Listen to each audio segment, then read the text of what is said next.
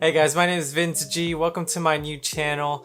A little bit about me. I've been a videographer for the past maybe 2.5 years, and I have been working full-time as a videographer for those times. I really haven't been on camera too much. It wasn't until the past maybe couple months where I started getting a lot more comfortable being on camera and in front of the lens and things like that.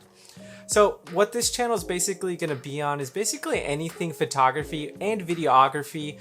I'm just going to give you guys my opinions, what I think about some of this stuff, pretty much anything that you could think of as far as photography and videography goes. But the one thing that I really wanted to touch base on today was actually Premiere Pro.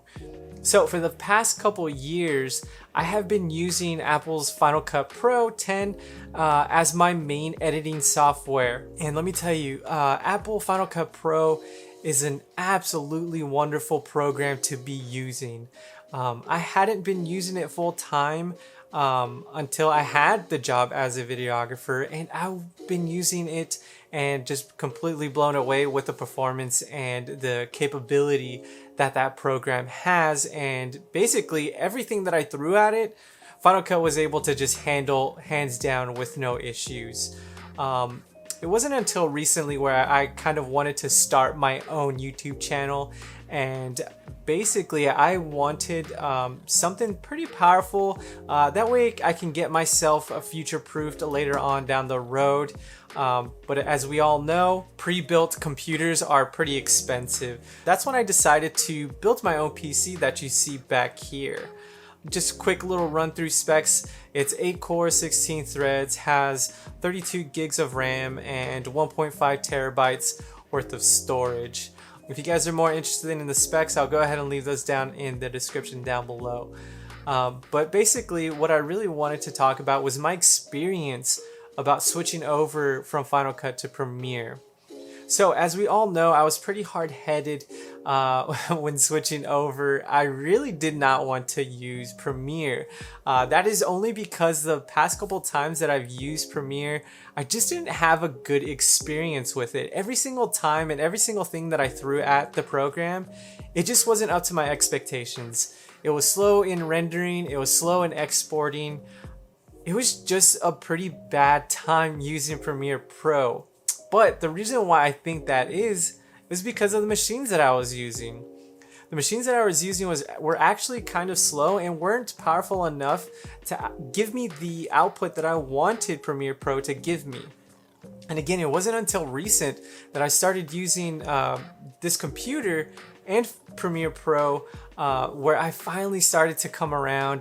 I've seen a lot of great creators use Premiere Pro in the past and have nothing but good things to say about it. If it were me, honestly though, I would still choose Final Cut Pro. It's one, pretty fluid.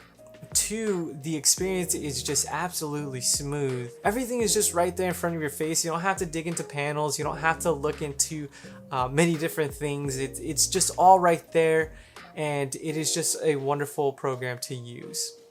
So let me tell you that when I was using Final Cut Pro, I was using it on a 5K 27-inch iMac. So let me touch base on the files and the type of footage that I was shooting.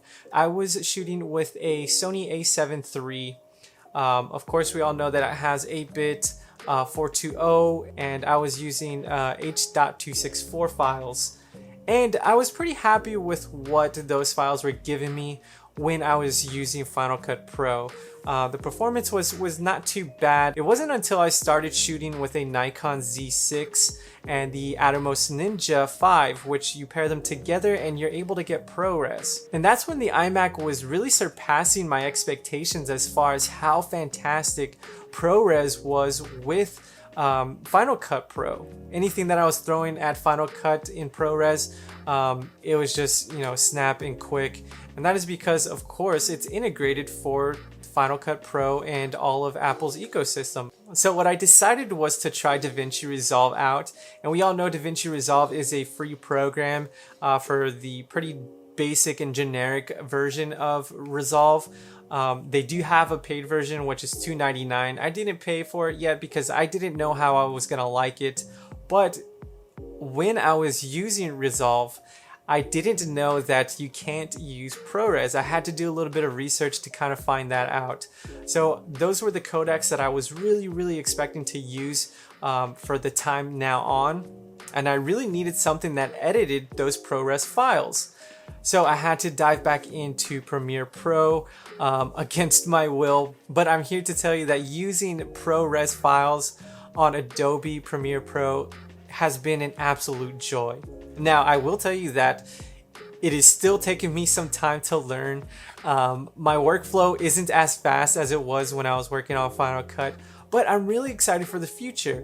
I'm really happy that Adobe and Apple worked together so that Adobe Premiere Pro can support those Apple ProRes files. So a little while back, I did a little bit of a test to see the export times between Apple's Final Cut Pro and Adobe's Premiere Pro. So let me talk about the Final Cut Pro first. So again, the specs on the iMac, it was an Intel i5 quad core. It had about 40 gigabytes of RAM.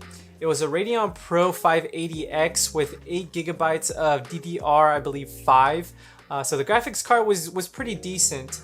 I exported an 8-minute and 15-second video. It was a 4K ProRes 422 proxy file that came in at around 9 gigabytes.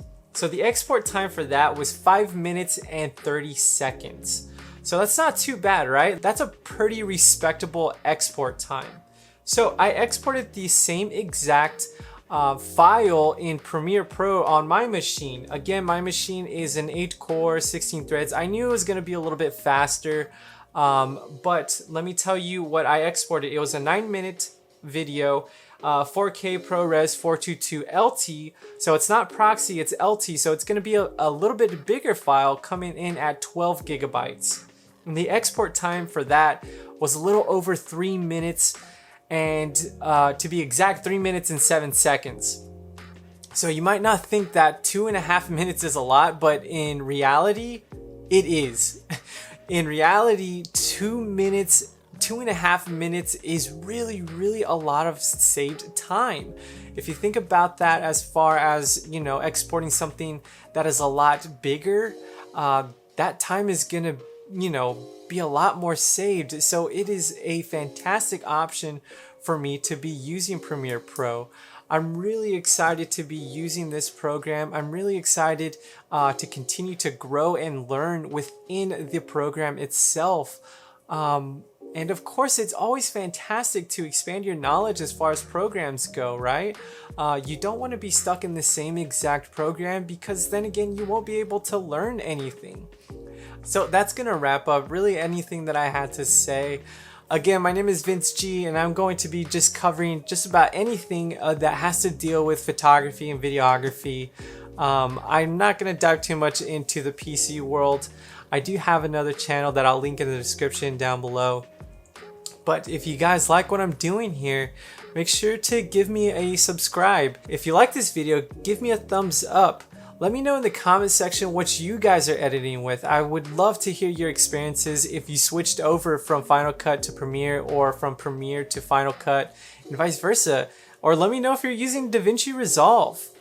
I'm really excited for the future of this channel. Again, I hope you guys come to follow along, and we'll check you guys out next time.